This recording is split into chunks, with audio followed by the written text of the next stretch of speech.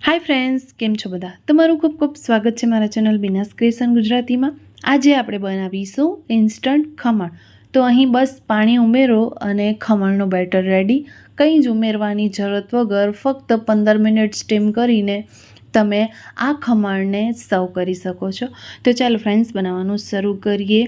तलोदना खमणनी एकदम परफेक्ट रीत।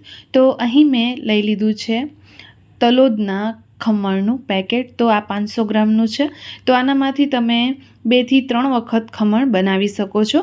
तो हूँ तेने 2 पार्टमां डिवाइड करीने 2 वखत आना खमण बनावीश। तो अर्धो पेकेट मैं अहीं बाउल में एड करी दीधुं छे। साथे साथे तमे अहीं जोयुं के अंदर सोडानो पण पेकेट आवे छे। तो तेने आपणे बारे काढी लेशुं अने अहीं जरूरत मुजब आपणे पाणी उमेरवानुं छे। तो ध्यान राखजो के बहु वधारे पाणी एक साथे नथी उमेरी देवानुं।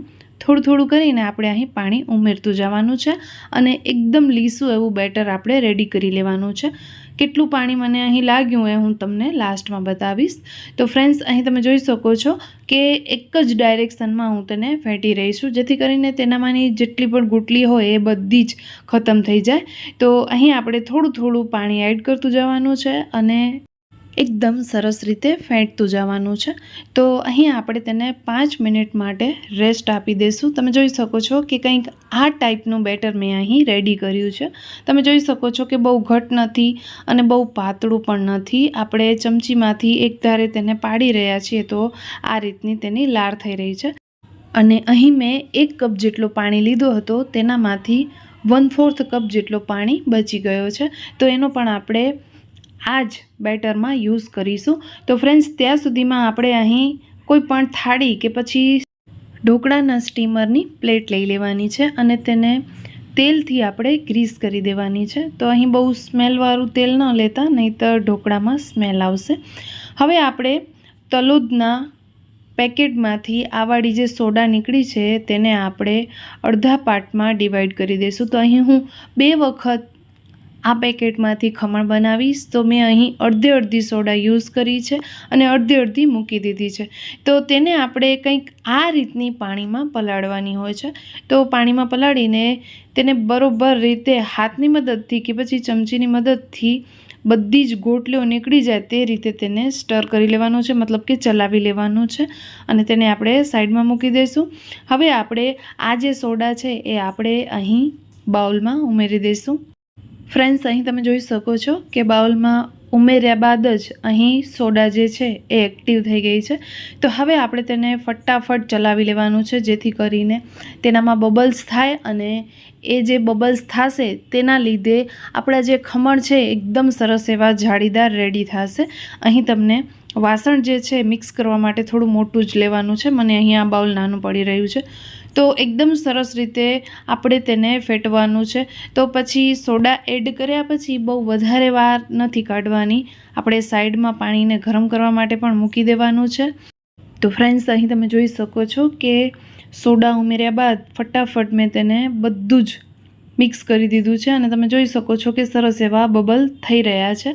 तो हवे आपणे અહીં कढ़ाईयामां स्टेन्ड मूकी दीधो छे अने तेनामां आपणे थाળી मूकी दईशुं अने उपरथी करीने आपणे बेटरने थाळीमां एड करी दईशुं, जेथी करीने तेना उपर बबल्स सारा थाय अने जाળી पण एकदम सरस एवी थाय।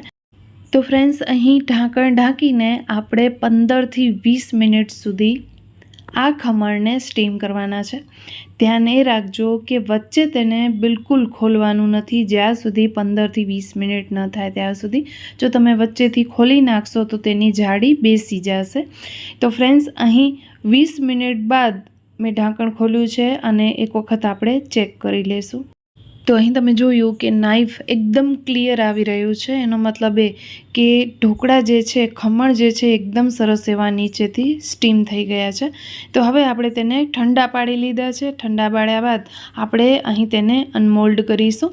તો લગભગ કિનારીઓ મૂકી જ દીધી છે થાળીમાંથી, અને જો ન મૂકી હોય તો તમે ચાકુની મદદથી આ રીતના ફરાવશો એટલે કિનારી છૂટી પડી જશે। હવે આપણે થાળીને ઊંધી કરીને खमणने अनमोल्ड करी लईशुं। तमे जोई शको छो कि सरस एवी जाड़ी पड़ी है अने एकदम सरस जाळीदार आपणा खमण बनीने रेडी थया छे। आपणे फरी पाछुं तेने पलटी मूकशुं। તો અહીં મેં હાફ પેકેટમાંથી જ આ ખમણ બનાવ્યા છે. તમે ફૂલ પણ બનાવી શકો છો. બાકીની જે સોડા છે એને બરોબર રીતે પેક કરીને રાખવાની છે, જેથી કરીને તમે બીજી વખત પણ આ પેકેટને યુઝમાં લઈ શકો.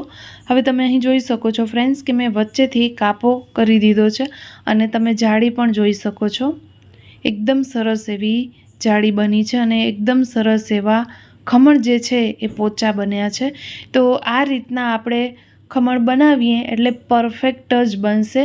તમને ખમણ બનાવતી વખતે કંઈ પણ પ્રોબ્લેમ આવતી હોય તો તમે મને મેસેજ કરીને પૂછી શકો છો. તો ફ્રેન્ડ્સ, અહીં આપણે ખમણને કોઈ પણ શેપ આપી શકીએ છીએ. તો અહીં હું સ્ક્વેર શેપ તેને આપી દઈશ. તો પહેલાં આપણે અહીં ઊભા ચીરિયા કરી લેવાના છે, પછી આપણે અહીં આડા ચીરિયા કરી લેવાના છે અને એકદમ સરસ એવા મોટા મોટા પીસ કરી લેવાના છે. તમને નાના પીસ પણ કરવા હોય તો તમે નાના નાના પીસ પણ કરી શકો છો. તો અહીં મેં ખમણમાં કાપા એડ કરી દીધા છે. હવે આપણે તેને વઘારીશું. તો અહીં આપણે ખાંડ અને રાઈ જીરાવાળું પાણી રેડી કરવાનું છે. તો તેનાથી પહેલાં આપણે અહીં કાપા કરી મૂકવાના છે, કારણ કે આપણે ઉપરથી પાણી રેડીશું એટલે ખમણના અંદર સુધી એ પાણી જાય અને એકદમ સરસ એવા આ ખમણ જ્યુસી બનીને રેડી થાય. તો અહીં મેં વઘાર માટે કડાઈયામાં તેલ થોડું એવું લઈ લીધું છે, 2 ચમચી જેટલું. તેનામાં મિક્સમાં રાઈ જીરું એડ કરી દીધું છે, થોડી હિંગ એડ કરી દીધી છે અને લીલા મરચાં એડ કરી દીધા છે. આપણે અહીં થોડા લીમડાના પાન પણ એડ કરીશું અને પાણી એડ કરી દઈશું. સાથે સાથે આપણે સ્વાદ પ્રમાણે ખાંડ ઉમેરી દેવાની છે. હવે તમારી કેટલી ક્વોન્ટિટી છે એ પ્રમાણે તમને અહીં ખાંડ ઉમેરવાની છે. આશરે મેં અહીં મોટી 3 ચમચી જેટલી ખાંડ ઉમેરી દીધી છે. હવે આ ખાંડનું પાણી થોડું એવું ઉકળે એટલે આપણે ગેસની ફ્લેમને બંધ કરીને ટોટલી આપણે તેને ઠંડુ કરી લઈશું. ધ્યાન રાખજો કે ગરમ પાણી અહીં આપણે ઉપર નથી રેડવાનું. જો તમે ગરમ પાણી આ ખમણ ઉપર રેડશો તો ખમણ જે છે એ બધા બૂરું થઈ જશે.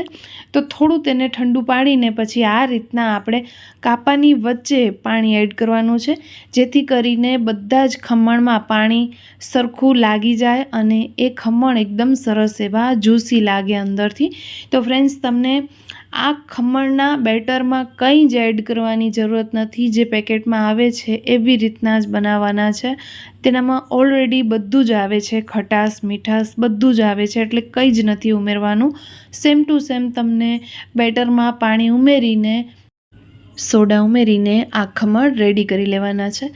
તો જે લોકોને ક્યારે પણ ખમણ બનાવતા ન આવડતું હોય એ પણ આ પેકેટની મદદથી ખૂબ જ સરસ એવા ખમણ બનાવી લેશે. તો બેસનના ખમણ કેવી રીતના બને તેના વિડીયોઝ પણ મારા ચેનલ પર અવેલેબલ છે, તો તમે મારા ચેનલ પર જઈને જોઈ શકો છો.